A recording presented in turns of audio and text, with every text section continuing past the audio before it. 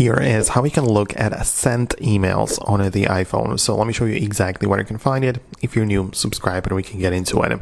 So we get inside of the email and you might be looking at one or, might be browsing your inbox normally. But in order to see the different categories, including sent emails, click on the top left arrow in the top left corner as such, and just come back, perhaps click it a few times until you get to this mailboxes section. And this is like the place which separates and shows you the folders and everything. The organization is right there. So if I'm interested in sent emails over iCloud emails, I'm going to get to the iCloud section.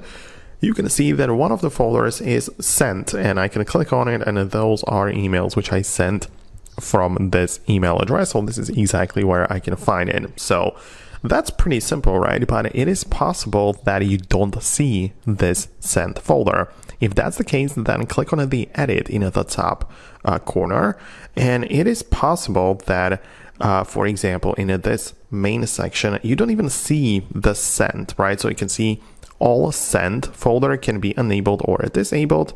And now you can see both email addresses combined have the sent folder put together at the main mailboxes. But as you can tell, we can also make it disappear, right? So that's something you should also know about. But essentially, as I say, you can browse the sent emails from both emails or from iCloud, Gmail, or whichever one you want separately. So I hope it helps. Let me know your thoughts and opinions about it below.